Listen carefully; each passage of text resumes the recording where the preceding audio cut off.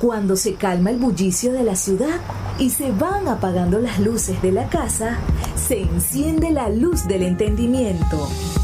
Desde este momento comienza Puerto de Libros, Librería Radiofónica, programa que contiene todos sus elementos tipo A. Puede ser escuchado por niños, niñas y adolescentes sin la supervisión de padres, madres o representantes. Comienza Puerto de Libros, Librería Radiofónica.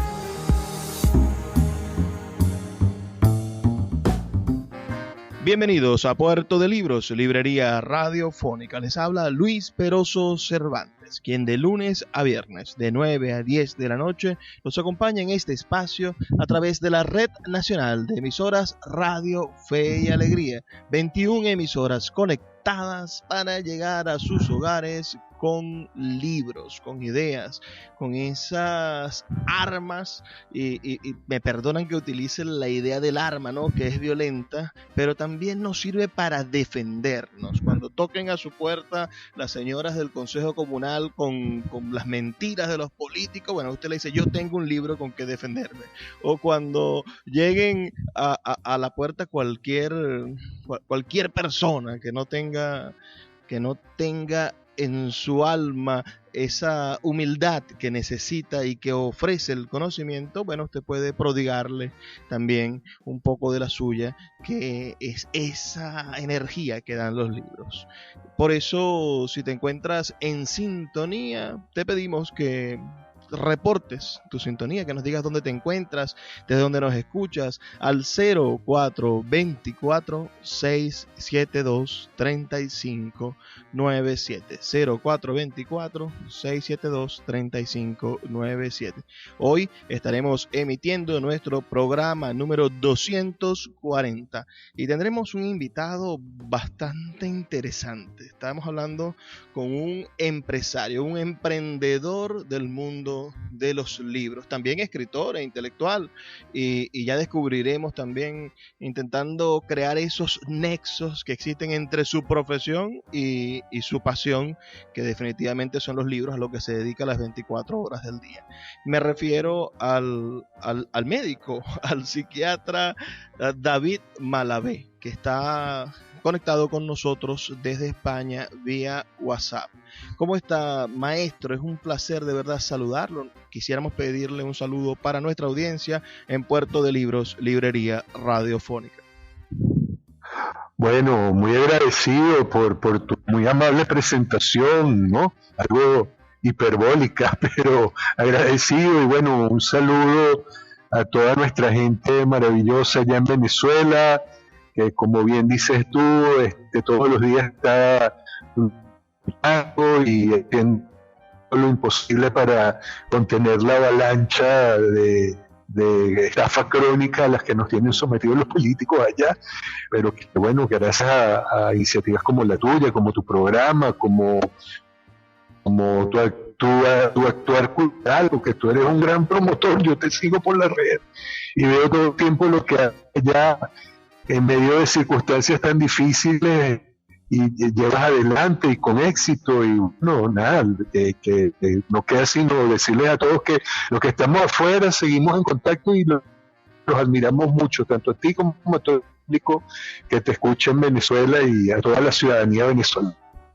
Bueno, vamos a intentar hacer primero un recorrido biográfico para entender cómo llega a convertirse David Malavé en el fundador de la librería Cálatos y de la editorial Cálatos, que hoy es una editorial venezolana que edita en España, que es más o menos el concepto maravilloso que ustedes pretenden, que ustedes llevan autores venezolanos, ideas venezolanas al gran público del libro español. Y lo dicen sin resquemores, que representan a nuestro país, y eso nos llena también a nosotros de orgullo. Vamos a preguntarle por el año de su nacimiento, 1963. O sea, que sus primeros recuerdos están en esa Venezuela de los años 60, en esa Venezuela de Raúl Leoni y de Rafael Caldera primero.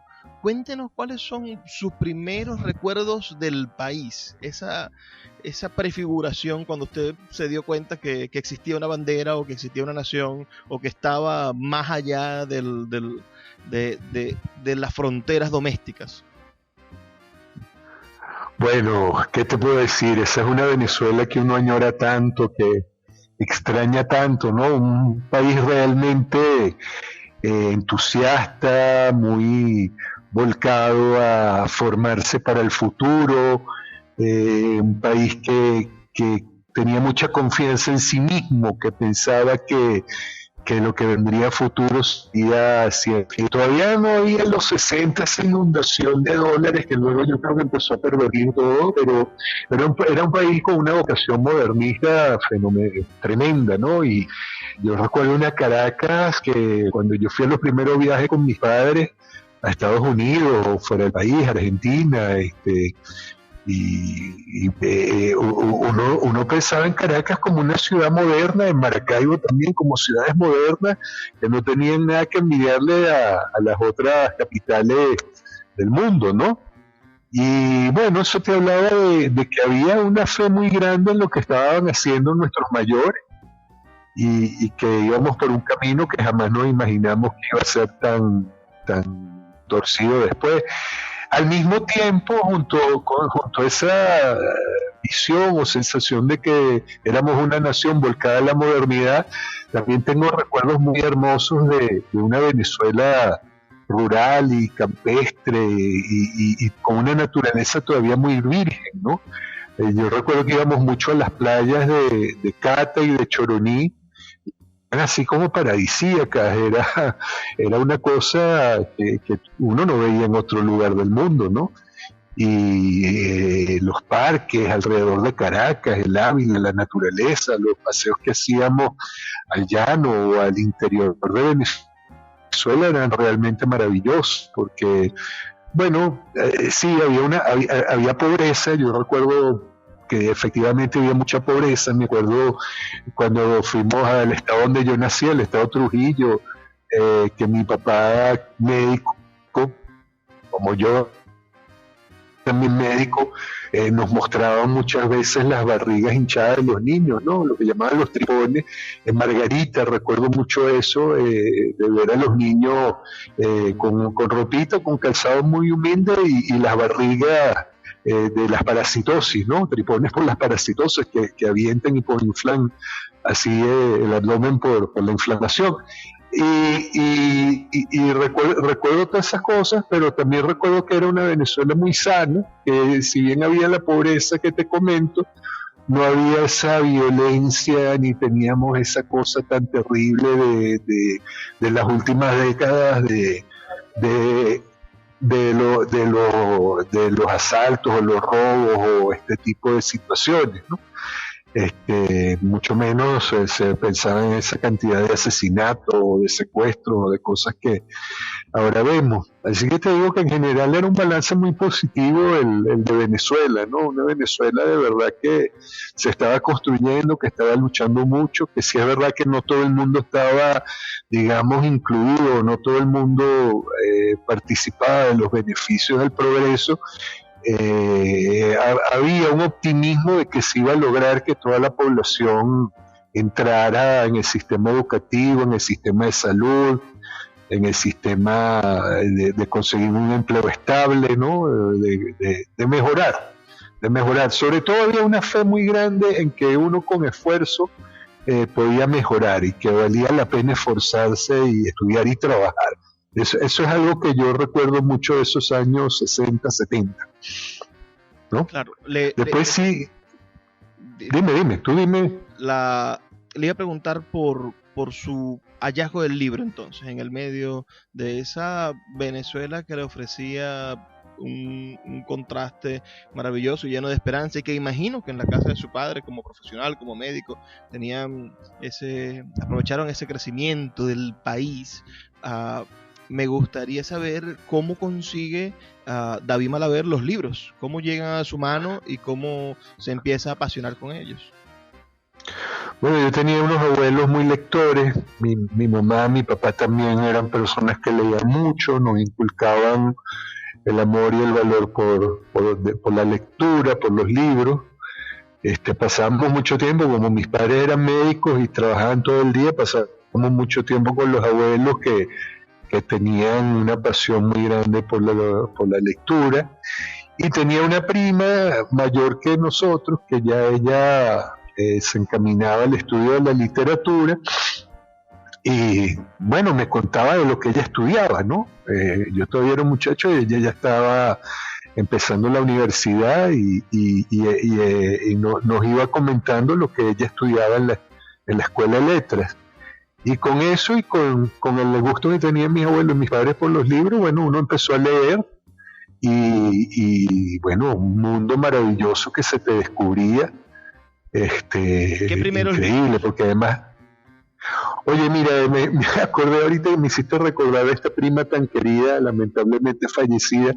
Ella me regaló unos libros infantiles que se llamaban Naricita, la colección de Naricita y las aventuras de Naricita, ¿no? Que eran una traducción al español de unos libros hechos por un autor brasileño, un autor para niños que se llamaba Monteiro Lobato. Eran 24 libros de niños.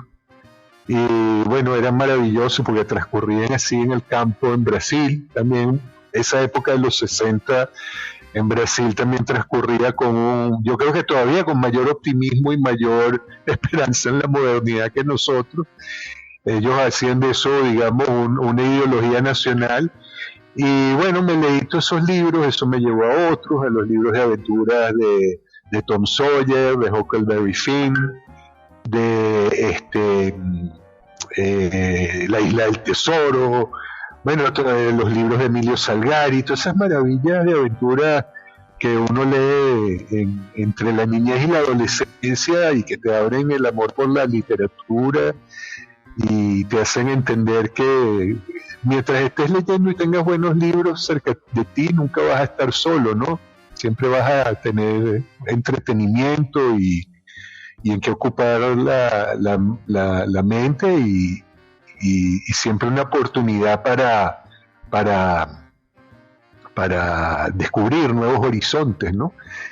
Y ya de allí también tuve muchas suerte, fíjate, en esa época, ya que hablamos de un país que estaba muy volcado a la modernidad, también tuve mucha suerte en el colegio de tener muy buenos profesores de castellano y literatura. Y eso fue gente que le inculcó a uno mucho amor por la literatura y por la lectura.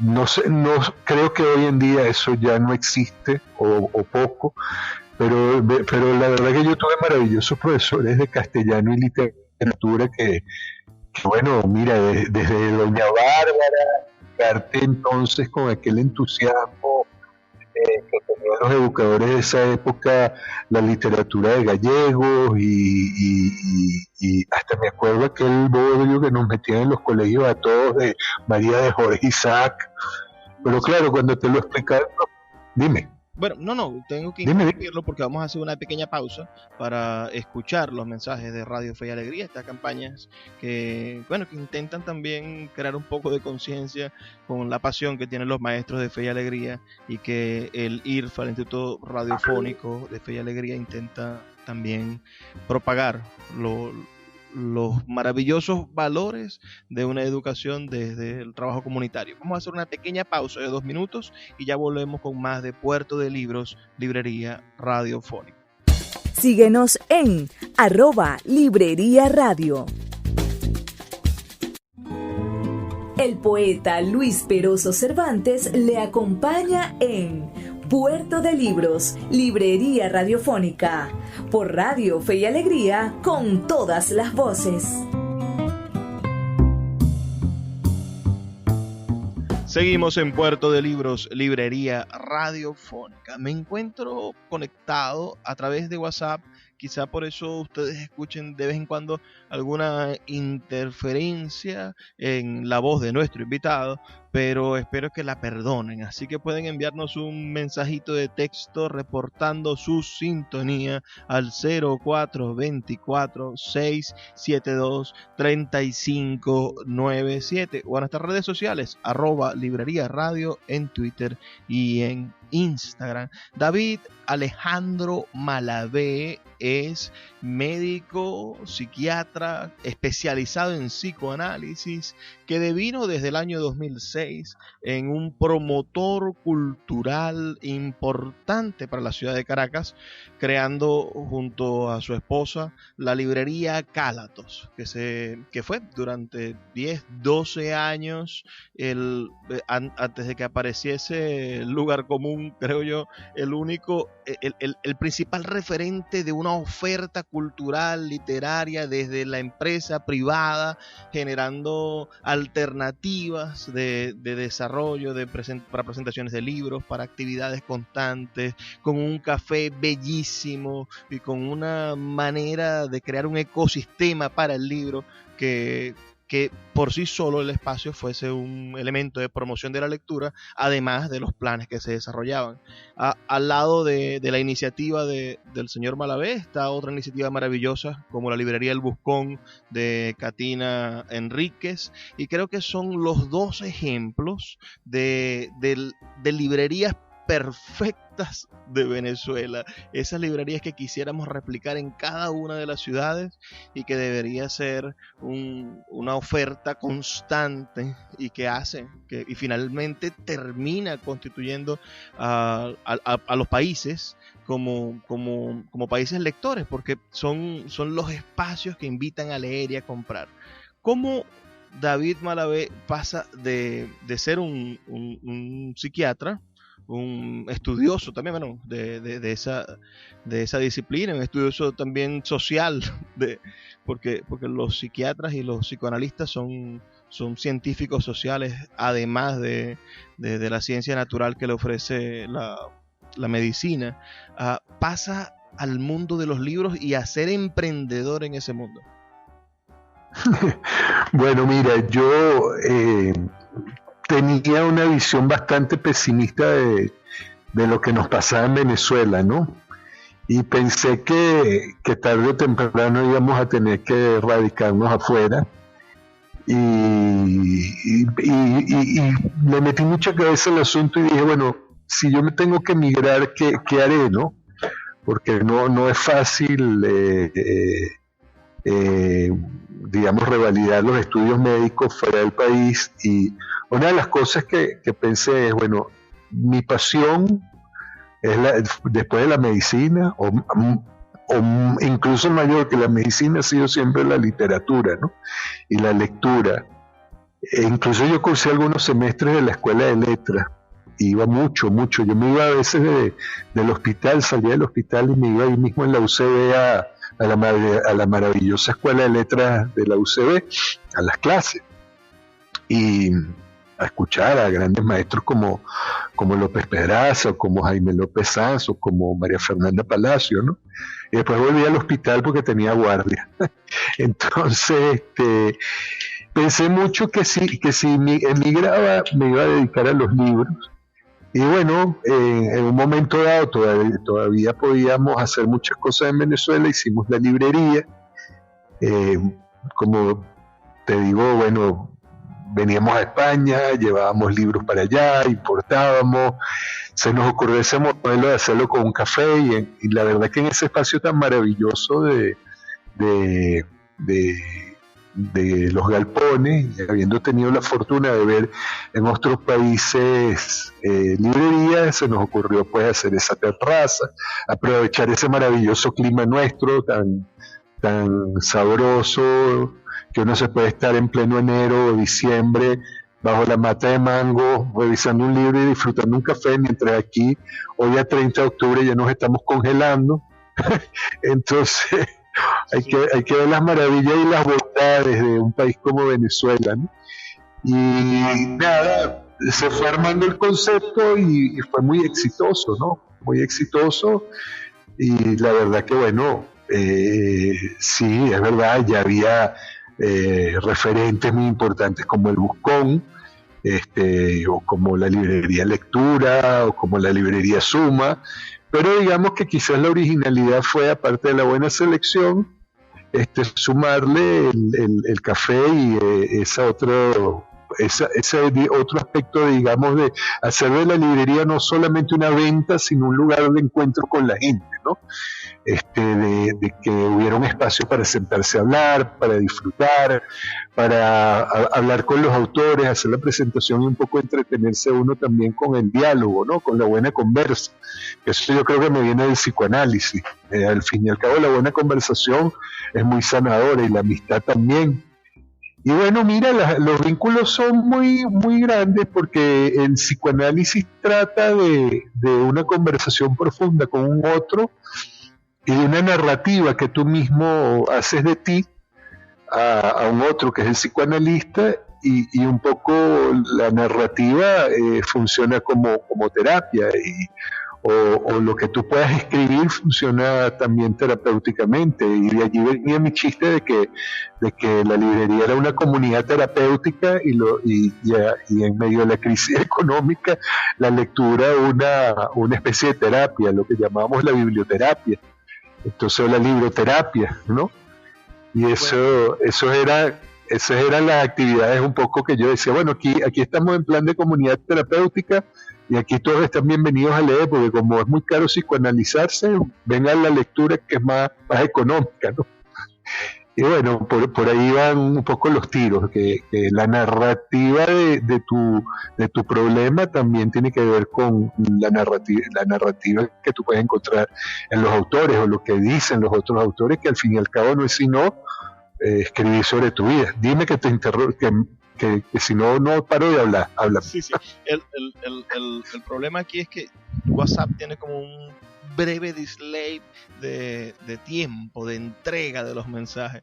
Quizá eso dificulta la posibilidad de hacer las entrevistas. Ciertamente a mí me maravilla el resultado de Calatos. Calatos es sobre todo una de las librerías más grandes en espacio.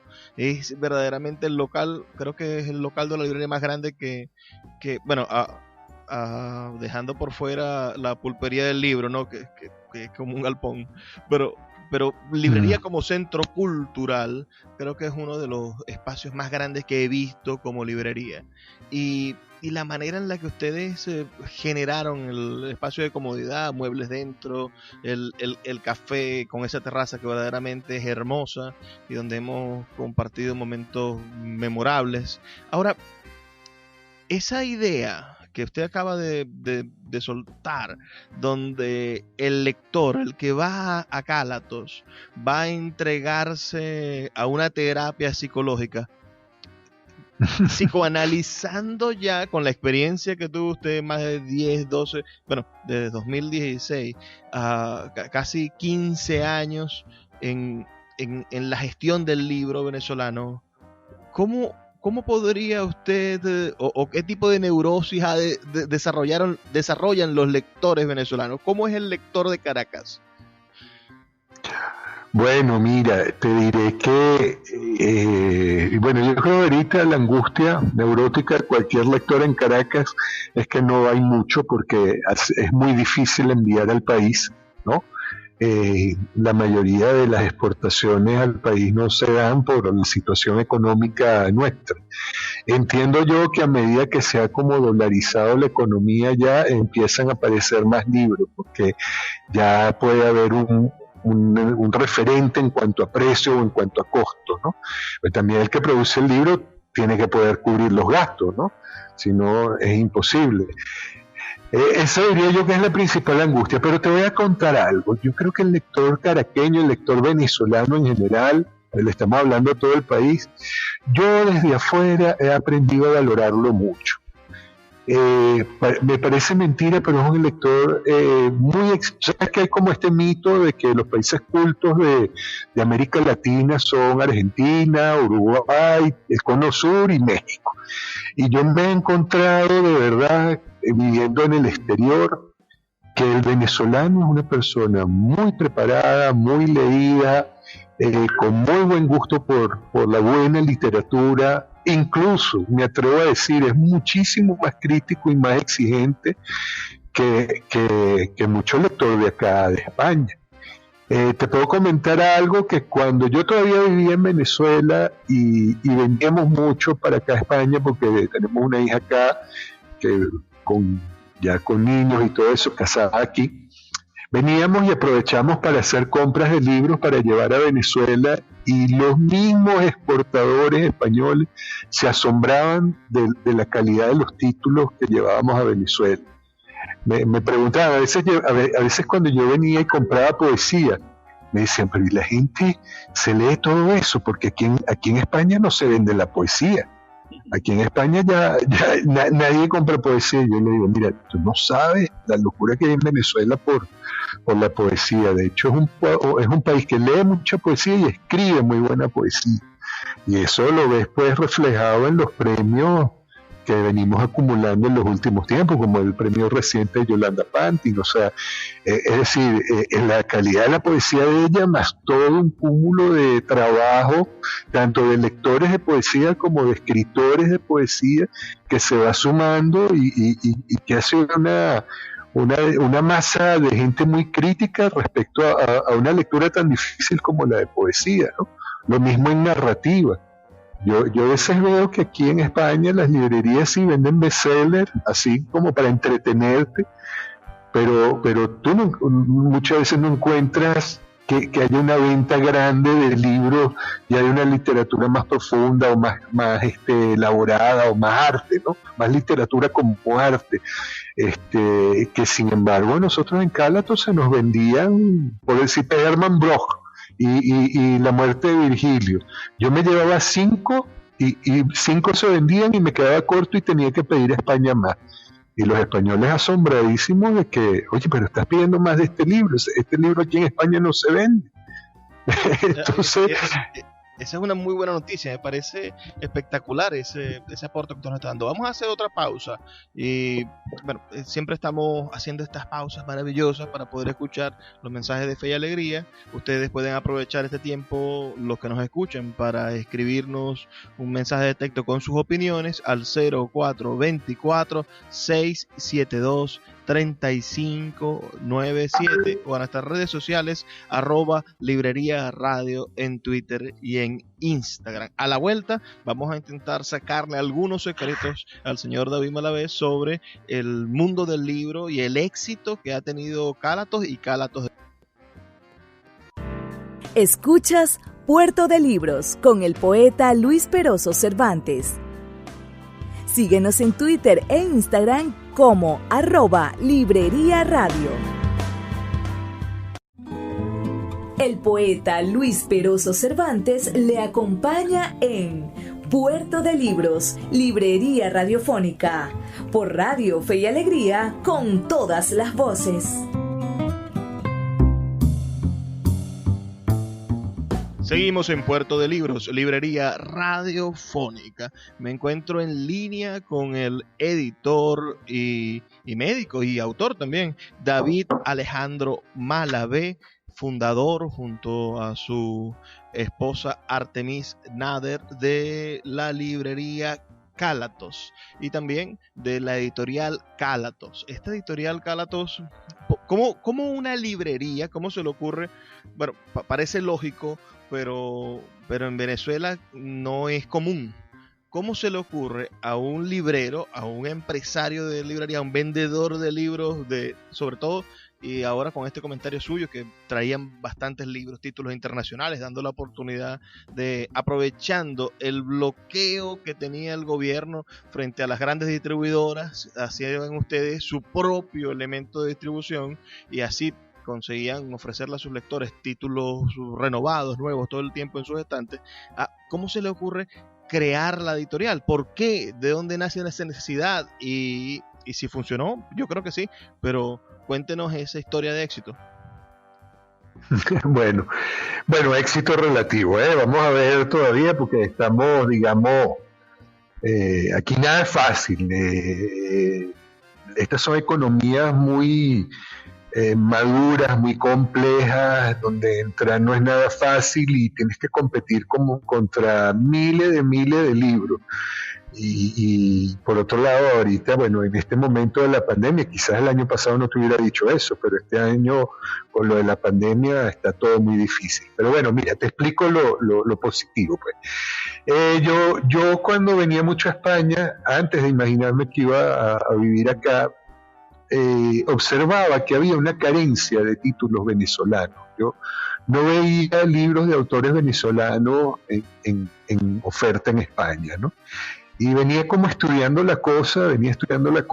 Pues mi esposa a veces dice que yo pues tenía más olfato comercial que olfato clínico, pero veníamos observando que era importante, sobre todo en las circunstancias tan aisladas de nuestro país y sometido a tanto sufrimiento político y psicológico como está nuestro país, nos parecía importante que de repente aquí se empezara a editar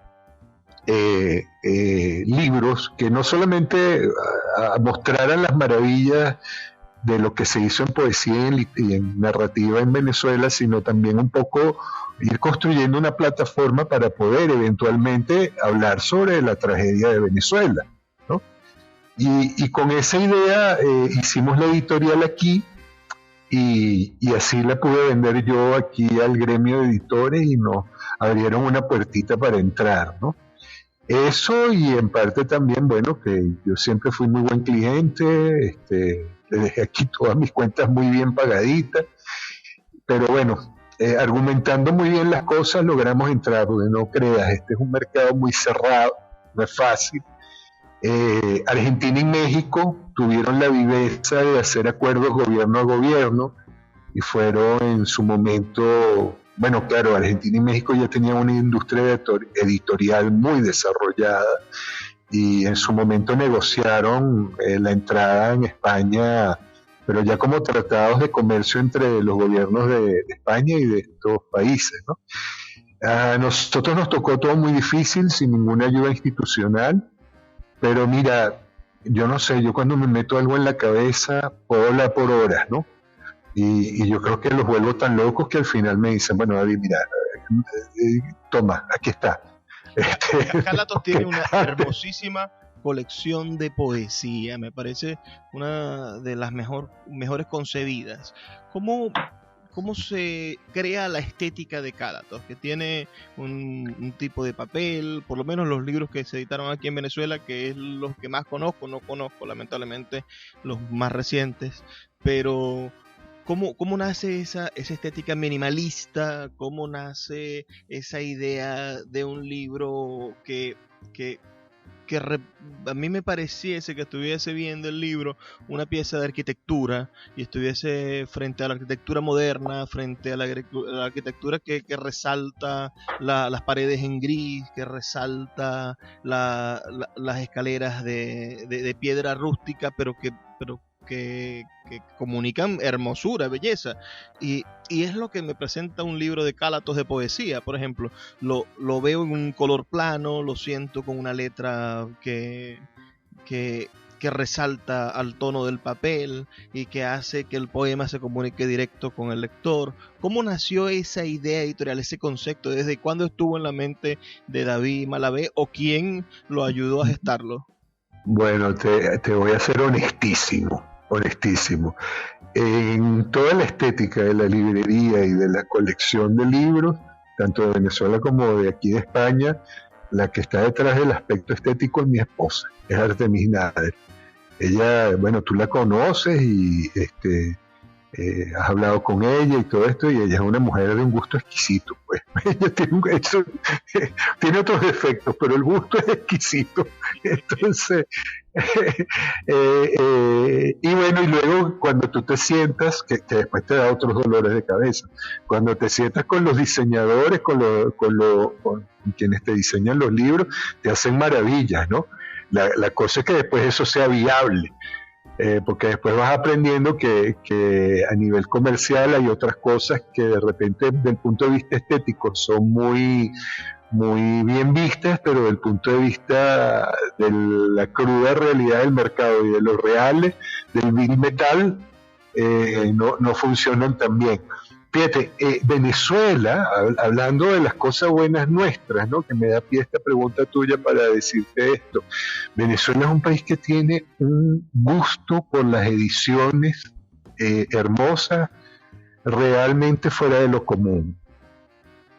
Aquí en España yo he visto que los libros nuestros asombran en el sentido de su estética. Sin embargo, no les va muy bien porque ellos están acostumbrados a otra cosa. Este es un país muy austero, este es un país que fue durante mucho tiempo muy pobre. Bueno, a raíz de la guerra civil, a raíz de que aquí no hay petróleo, a raíz de un montón de circunstancias históricas y tal. Y aquí la gente va a cosas muy prácticas y muy fáciles. El libro así objeto, con un gusto estético y todo un trabajo estético detrás, no es lo que a ellos más les interese, ¿no? Pero son mucho más conservadores, más tradicionales en su forma de hacer el libro. Pero bueno, mira, para que veas que nosotros teníamos mucho que ofrecer y que hacer. Y hay producciones editoriales maravillosas. Y aquí, bueno, la colección la hemos adaptado un poco más. Hemos hecho otro formato para la colección de poesía. Voy a hablar con José Ramón a ver si te puede hacer llegar alguno. José Ramón es el distribuidor, él es el héroe que mantiene allá abierta la librería, ¿no? La librería Cálatos. Tú lo debes conocer, el distribuidor de Dicven. Sí, lo conozco, amigo, y me debe una entrevista porque creo que es otra de esas personas que es un engranaje fundamental para entender cómo funciona el mundo del libro en Venezuela, cómo funcionó antes y cómo va a seguir funcionando a pesar de la crisis. No, mira, para mí José Ramón, te digo, entrevístalo porque él es un baluarte, él deberían darle un premio de Venezuela por mantener la librería abierta, funcionante y mantener la distribución de libros en el país tal como está. Pues. Él de verdad es un tipo que es un ejemplo, yo creo que para todos, porque es un trabajador incansable, es un tipo que nunca deja de trabajar. Pero fíjate, yo voy a hablar con él a ver si él te puede hacer llegar alguno de los libros de la colección de aquí de España. Pero dime. Le iba a preguntar exactamente por eso, ¿cómo ha funcionado la nueva colección? ¿Cómo ha recibido el público español los libros? ¿Y desde cuándo Cálatos decidió dejar de editar en Venezuela y dedicarse a hacerlo en España como editorial venezolana? Bueno, eso te comienzo por allí. Eso lo decidimos cuando ya nos instalamos aquí a vivir. Yo tuve la suerte por mi madre que me pude hacer ciudadano italiano, entonces podía vivir aquí en Europa, podía vivir en España y podía constituir una empresa y hacer toda una serie de cosas como la editorial. Decidimos empezar a hacerlo acá porque por un lado veíamos la necesidad de que se conociera a los venezolanos afuera, por otro lado yo veía venir la gran crisis esta en la que está sumida el país y pensé, oye, tenemos que tener afuera una ventana para podernos comunicar, para poder decirle al mundo lo que nos está pasando. Por decirte, el libro que hizo Carol Prunhuber sobre las víctimas que causó la represión del 2017, ese libro se pudo hacer porque se hizo afuera. Eso era imposible pensar que se hiciera en el país. Tampoco en Venezuela, en medio de la crisis de hiperinflación y de devaluación diaria, pues tú con una imprenta poder calcular precios, calcular costos.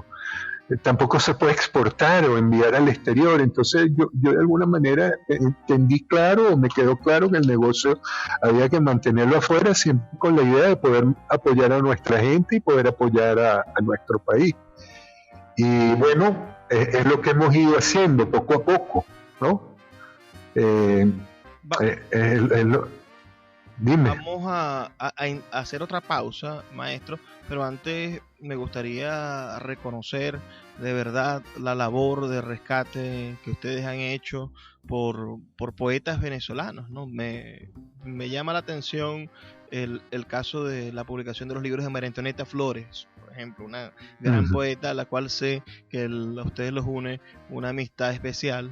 Y, y el encuentro con textos, como usted dice, que no habían podido ser publicados en otro espacio. Por ejemplo, ese Sangre y Asfalto, que además puedo darme cuenta de que ustedes tuvieron la oportunidad de traducirlo hasta otros idiomas para distribuirlo a través de las plataformas como Amazon o etcétera.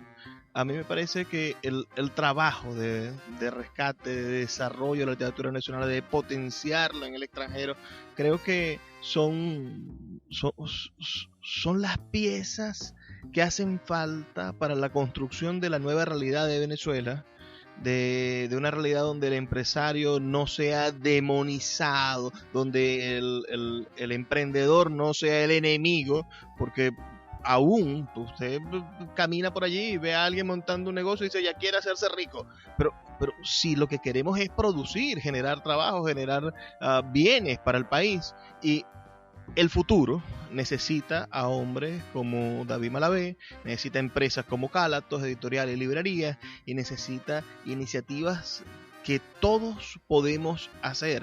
David Malavé existe, señores, es un venezolano que ama a su país y sigue escribiendo y pensando por él, y cada uno de ustedes que nos está escuchando también podría desarrollar, seguir el ejemplo claro, público, que es Cálatos. Vamos a hacer una breve pausa de 2 minutos y ya volvemos con más de Puerto de Libros, Librería Radio.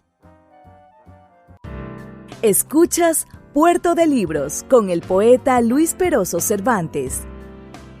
Síguenos en Twitter e Instagram como @Librería Radio. El poeta Luis Peroso Cervantes le acompaña en Puerto de Libros, Librería Radiofónica, por Radio Fe y Alegría, con todas las voces. Seguimos en Puerto de Libros, Librería Radiofónica. Tengo una llamada de 5 horas de diferencia. Ahora allá en España es la noche, la madrugada. Imagínense que estamos escuchando este programa a las 9 de la noche, son 5 horas más. Estamos en otro día, en el otro lado, en el viejo continente, en la madre España. En Madrid se encuentra David Malavé. ¿Cómo está la comunidad venezolana española? Fue sorprendente la imagen de Guaidó llegando a España y esa plaza repleta de personas. Eso era algo insospechado. Esa fotografía habla de la cantidad de venezolanos que se encuentran fuera, del dolor, de la diáspora, del encontrarse huérfanos de nuestra nacionalidad, y era algo que a los venezolanos no les sucedían. Pero usted, que tuvo la oportunidad de conocer España, de vivir casi allá, de recurrir a ella constantemente antes de la diáspora, del boom de los venezolanos como sirios, ¿no? De los venezolanos desperdigados por el mundo. ¿Cómo está ahora esa comunidad venezolana? ¿Existe? ¿Está unificada? ¿Se pueden crear proyectos como Cálatos a los que ellos se convoquen? ¿O por el contrario son ariscos e intentan no asociarse? ¿Cómo funciona eso? Bueno, mira, yo en general te diría que somos muchísimos, cada vez somos más. Creo que paró un poco el flujo migratorio por este asunto de la pandemia. Pero lo primero que notas en una ciudad como Madrid o en otra ciudad grande como Barcelona, pero incluso en las ciudades pequeñas, es la presencia del acento venezolano, ¿no? Mira, hay un grupo que está pues muy bien porque tenían dinero y viven bien acá, pero la inmensa mayoría no, la inmensa mayoría te digo que hay gente que vino aquí a trabajar, a sudarse la vida, ¿no? Muchos muchachos jóvenes, muchísimos jóvenes, a mí me asombra, sobre todo cuando hubo la gran represión y la persecución contra los estudiantes, muchos de su cuenta o por sus padres se vinieron para acá, ¿no? y trabajan aquí en lo que les toque y en lo que les salga. O sea, aquí tú te encuentras con un venezolano que está dispuesto a todo, que está dispuesto a trabajar en lo que haya. Y entonces encuentras esta cantidad de chicos que están trabajando en delivery, o que están trabajando como camareros, o están trabajando como libreros, o en lo que toque. Yo digo que toda esa generación va a ser la que va a tener la moral y la fuerza espiritual para reconstruir la nación, ¿no? Son gente que lo está pasando duro, que pasan frío, que pasan necesidad, que han perdido mucho de las buenas condiciones que tenían en su país para estar aquí, pues en condiciones más difíciles, pero bueno, seguros, ¿no? Por lo menos sin que te estén matando un guardia nacional, o sin que te manden preso, o que no los maten, ¿no? Pero digo yo que toda esa gente es la que logrará integrarnos y logrará transformar el país. Yo tengo fe en eso. Me gustaría preguntarle, como psiquiatra y como lector y como hombre de los libros, vienen procesos de cambio general, ¿no? La pandemia tiene que cambiar maneras de pensar y de hacer al ser humano, pero en Venezuela particularmente vivimos en una crisis anterior a la pandemia, y este fenómeno de 5 millones, casi 6 millones, otros dicen que ya pasamos los 6 millones de personas fuera del país, crean una visión de la venezolanidad diferente, pero recordemos que dentro del país todavía estamos, cerca de 20 millones de personas. Entonces, ese contraste para el futuro, ¿cómo podríamos hacer para conciliar, pensando en la necesidad de conciliar, sobre todo conciliar las narrativas?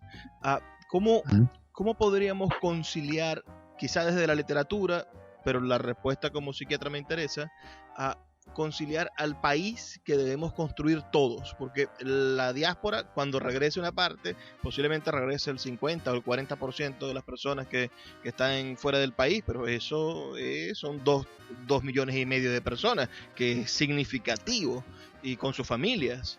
Y ¿cómo hacer para conciliar esas versiones de país y que ese trauma no sea un choque? Es decir, para que no haya rupturas, para que no hayan enfrentamientos que fracturen mucho más la venezolanidad, que ya está fraccionada entre socialistas y opositores, entre adecos y voluntad popular, etcétera, que todo parece que estuviésemos en fragmentos. ¿Cómo hacer para conciliarlo todo? Si hay una respuesta, si usted la tiene, si la ha vislumbrado. Mira, yo no tengo la respuesta, pero qué casualidad que me hagas esa pregunta, porque yo en estos días estaba pensando en ese tema. Es increíble, estaba pensándolo y me acordé mucho de algunas películas que transcurren hechas o que transcurren en Argentina o en Chile. Tú sabes que en el Cono Sur se dieron estas dictaduras de otro signo, pues se dieron dictaduras militares de derecha, no la que tenemos nosotros, pero sí de signo de la derecha, ¿no? Durante los años 70. Y eso implicó una diáspora muy grande, porque tuvieron que emigrar muchísimas personas, para resguardar su vida, su integridad, etcétera. Tuvieron que irse, ¿no? Muchos llegaron a nuestro país. Venezuela fue como una especie de paraíso de madre para toda esta gente que venía del Cono Sur, huyendo, ¿no? de la brutalidad de las dictaduras que vivían. Y luego, cuando vino, digamos, el deshielo, cuando vino la transición, yo recuerdo una película argentina, mira, no me acuerdo el nombre, estaba acordándome de estos días, ahora que me preguntaste lo que me preguntaste, era porque trataba de acordarme cómo se llamaba la película, que eran argentinos que regresaban y argentinos que estaban allá, y el choque que había entre ellos, ¿no? También recuerdo una muy famosa chilena donde unos exilados volvían y se reencontraban con los compañeros del Partido Socialista Chileno, que fue perseguido por Pinochet, y entonces el choque, ¿no?, que había entre los que estaban afuera y los que estaban adentro, y los de adentro pensaban que los que estaban afuera lo habían pasado muy bien, y las películas tenían que ver con todo eso, pero te juro que no me acuerdo ni el nombre, me acuerdo de escenas, ¿no? Y decía, pasaremos nosotros por esto mismo, y mira cómo me cae hoy tu pregunta, y bueno, yo me imagino que sí, que en algún momento volveremos, o volverá mucha gente, y habrá como todo un proceso, ¿no? Y tendrán que reencontrarse esas dos Venezuelas, y tendrán que seguir adelante. Ahora, ¿qué creo yo? Que seguimos siendo venezolanos, seguimos todos cargando los de afuera y los de adentro con esa Venezuela que todos soñamos, y estará allí la literatura para reunificarnos, estará el cine para reunificarnos, estará ¿cómo se llama?, la gastronomía para reunificarnos, y una cultura que todos compartimos, ¿no? Ahí tendremos que llegar a un entendimiento y ver cómo volvemos todos a ser un mismo grupo. Por otro lado, esto es una cosa que yo le he escuchado mucho a sociólogos como Tomás Páez y otra gente, que hablan de que esta diáspora también trae cosas al país muy buenas, porque fíjate, que nos tuvimos que ir, entonces bueno, ya está Cálatos afuera, ya hay una editorial afuera, a la hora de una mejor situación del país, bueno, ya tenemos afuera, digamos, una cabeza de playa, ya sería más fácil. De repente yo sueño con que un día tengamos una librería con apoyo institucional, con apoyo del Estado, que tengamos una librería que no es que exhiba los libros que hace Cálatos, que pudiéramos aquí en Madrid tener una gran vitrina de toda la producción bibliográfica venezolana. ¿Te imaginas? Que pudiéramos tener todos los sellos que se producen en Venezuela en una librería aquí, como lo tiene México o como lo tiene Argentina. Entonces, Argentina con argentinos que están aquí, que han construido a lo largo de ya 30 años espacio para las ediciones argentinas, ¿no? Con las uñas y tal, pero lo han hecho. Y México, porque bueno, México es un país que funciona con una política cultural de Estado admirable, ¿no? Se han comprado aquí en pleno Madrid un palacete del siglo XVIII, lo han acomodado y han hecho un centro cultural mexicano que no te quiero contar, pues, pero digo yo que eventualmente algún día los venezolanos acá convenceremos a un futuro, espero, gobierno de transición. Pensemos en la otra, en el otro escenario. La situación política no cambia, es decir, el partido que está en el gobierno, el PSV, continúa gobernando 20 años más. Venezuela no cae, o no ha caído en estos últimos 5 años de la diáspora, no ha caído en los diálogos de odio que se sembró en Cuba. Es decir, en Cuba los que se iban eran gusanos, y los cubanos que estaban en la isla odiaban a los mayamenses, y los Miami odian a los cubanos de la isla. No sucede, y ojalá nunca suceda. ¿Cómo generar diálogos, cómo generar puntos de encuentro entre la comunidad venezolana y el extranjero, que si continúa el PSV en el poder, posiblemente continúe creciendo, lleguemos a 10 o 15 millones de venezolanos en el extranjero, no sé, cómo generar esos diálogos, pensándolo como editor? Conchale, me vas a hacer ir a un psiquiatra, porque si tú dices que dentro de 20 años no hay cambio. Pero bueno, mira, sí, hay que prepararse para todo. Yo pienso que una idea que me surge de escucharte es mantener la editorial, porque en la medida que se mantenga la editorial habrá un espacio para que los venezolanos de adentro se puedan expresar afuera, ¿no? Ver cómo se invierte el flujo también, cómo podemos empezar a colocar lo de afuera de adentro. Ya hubo una primera oportunidad, porque una empresa de transporte me dio la oportunidad de mandar nuestros libros para allá. Y lo otro que se me ocurre es, ojalá podamos construir ese espacio de una librería acá. Yo no lo he hecho, te voy a decir, por 2 razones. Una, porque eso es aquí muy costoso. Es decir, aquí los infartos no son en bolívares que se evalúan todos los días, aquí los infartos son en euros, ¿no? Y dos, porque, oye, yo comencé Carlatos y, bueno, tenía una edad, tenía una fuerza, una cosa, pero ya aquí después de la editorial y con lo que tengo que trabajar con la editorial, ya no me queda tiempo para pensar en una librería, pero bueno, digo yo que esa puede ser una manera, porque se convertiría en una vitrina de todo lo que se produce en Venezuela. Yo creo que el peor error, mira, fíjate, más allá de las soluciones que se me ocurren, hay una cosa muy importante de tu pregunta. Lo que no podemos caer es en el error de dejarnos dividir entre los de afuera y los de adentro. Porque esta gente ha sido muy hábil para dividirnos, ¿ves? Y ha sido perfecta en su capacidad de ponernos a pelear entre los venezolanos. Fíjate, al punto tal de que tienen a la oposición desunida y peleando y fracturada y discutiendo entre ellas. Yo creo que en la medida en que no aceptemos la trampa de que los que se fueron ya no son venezolanos, o los que se quedaron son unos pendejos que no se atrevieron a irse, mientras no dejamos que siembren ese odio, vamos a ir por buen camino y ya veremos. Bueno, señor David, disculpe, se me fue el tiempo, ya tenemos que terminar la entrevista. Agradezco muchísimo su participación, su apoyo, habernos dado esta oportunidad de escucharlo. También a los que nos escuchan, agradezco sus comentarios. Pueden enviar sus comentarios finales al 0424-672-3597 o en nuestras redes sociales @librería radio. Debemos despedirnos y para eso les dejo el ruego de todos los días. Por favor, sean felices, lean poesía.